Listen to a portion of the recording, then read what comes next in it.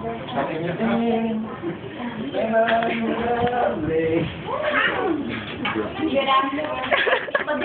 This is the Philippine breaking news.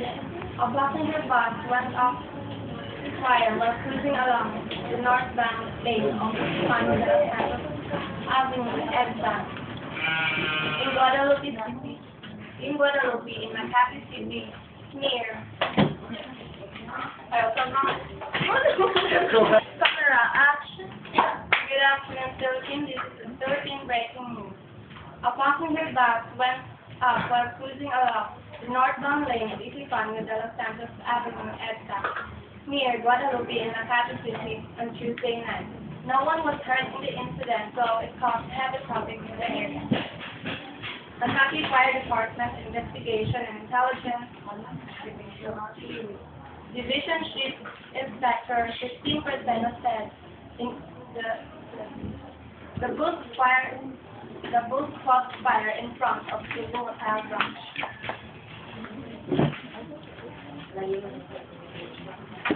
With license plate review 742 burned for some 30 minutes before the firefighters were not able to cause the bus fire out. Preseno said the bus caught fire at around 6:55 p.m. and prompting the driver Elias Navarro and his passengers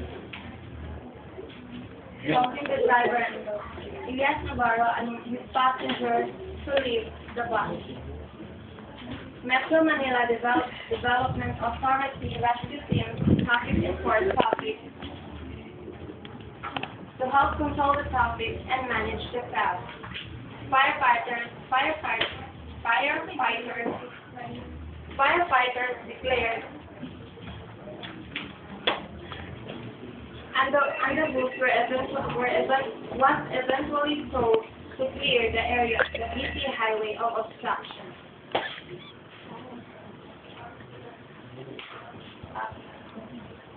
The traffic build up along the EDSA was aggravated.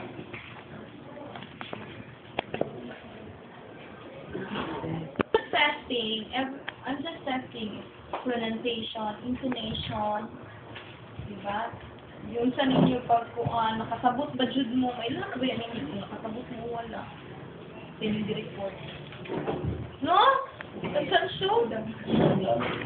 Sige. Live, camera action. Good afternoon, Philippines. This is breaking news update. Kag ba ka lang?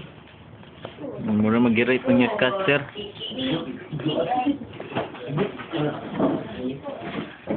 Smile dun. Live, camera action. Welcome to the Philippine Daily TV News Program, September 22, 2008. This is Dondoni Dalma with my partner, Rejan Apolinary. Cool. Nangangin pa. Our hottest news for today. President Gloria Macapagal Arroyo won 100% pay increase. When Congress allowed it. Live from Manila, Philippines. President Arroyo said is overworked and underpaid.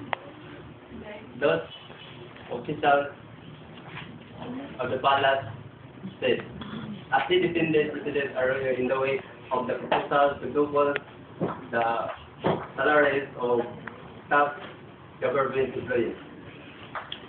Budget Chief Rolando Andaya said the state salary increase in the 2009 national budget is meant to adjust to all those employed in the public sector, not just the president. Andaya insisted that the salaries of all government officials should go up. Pointing out, it is simply coincided that the current salary grade for the president will also be adjusted. The Department of Budget and Management Secretary argued that if Mrs. Arroyo's salary grade will pay than her subordinates and her cabinet. He further stressed that the raising the salaries of all government officials will be will make the public sector less sold. And Daya emphasized that the public school teachers and health workers will be the ones who will greatly benefit the proposed salary adjustment. The President who will keep 50 to 60 pesos in basic salary will get 100% pay increase once Congress approves a resolution for the adjustment. Taxpayers, however, will shoulder all the expenses for the pay hike for the office of the President and other government officials and employees, including the first families stay, Malvesia na Pilipinas. With Rael. With Rael eh. Si.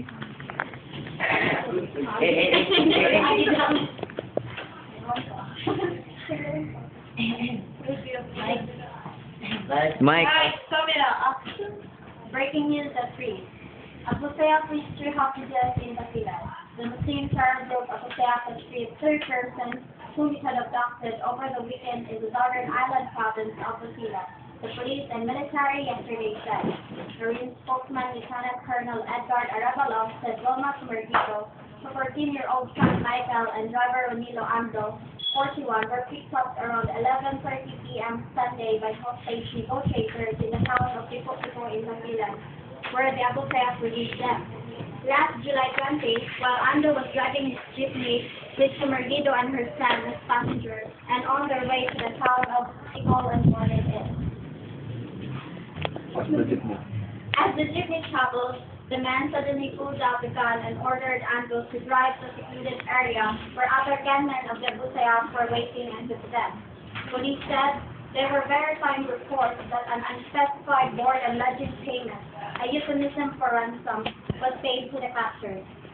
The three, who looked covered but otherwise unharmed, were immediately brought to a military camp for a medical checkup and debriefing. The police said the three were the latest victims in a string of kidnappings by the Abu Sayyaf the past month. On June 8th, for 9 days, the militants reportedly received 20 million in ransom in exchange for freeing them. The Abu Sayyaf also